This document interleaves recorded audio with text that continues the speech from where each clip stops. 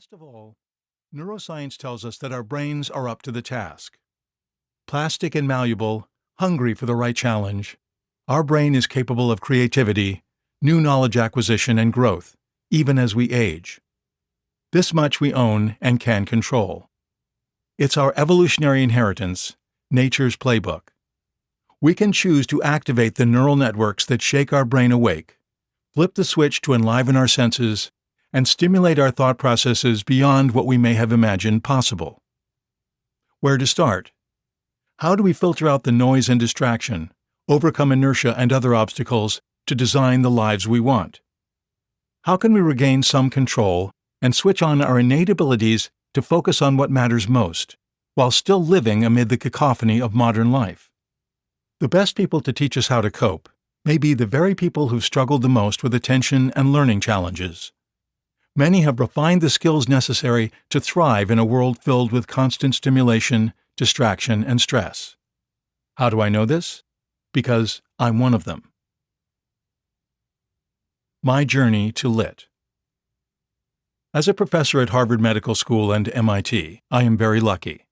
I get to learn from and collaborate with some of the most innovative minds in the world of medicine, science, and technology.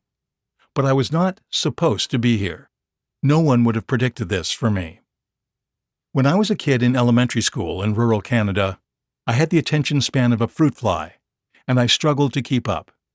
Reading, writing, classroom discussion, and teacher's instruction, I couldn't make sense of any of it.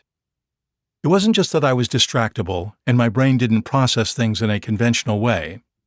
My mind felt completely open to just existing in the world, in a constant mind meld with the universe.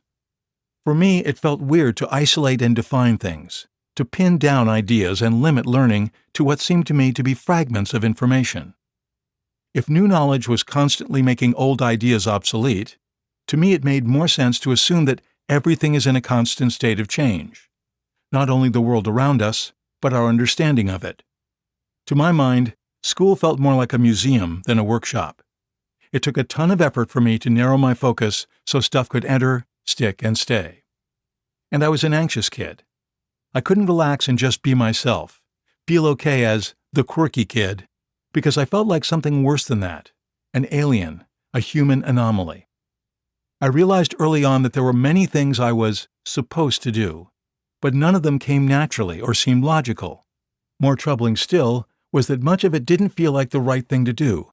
It felt actively wrong. When a teacher asked me a question, whether on a test or in class, I typically found the question confusing, often unanswerable. The right answer seemed like just one of many possibilities. This plagues me to this day and makes me less than helpful to my kids with their homework. So most of my school years were an exercise in trying to figure out, interpret, and fit others' expectations.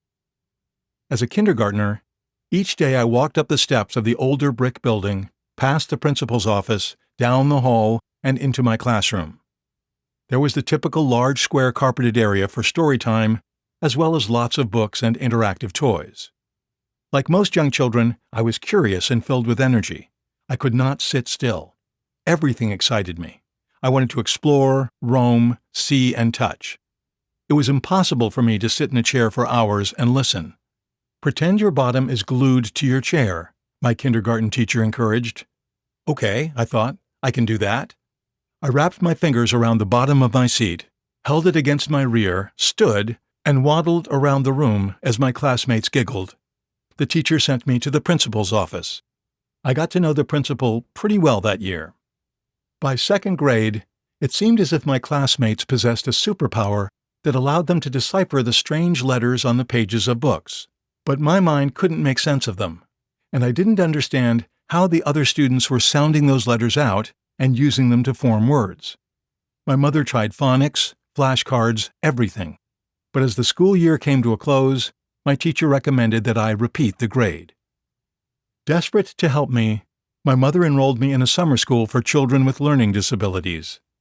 There I received one-on-one attention. Teachers built on my strengths, and I thrived. At the end of the summer, a private educational consultant recommended that I return to my regular school, advancing with my peers to grade 3 with access to a quiet resource room.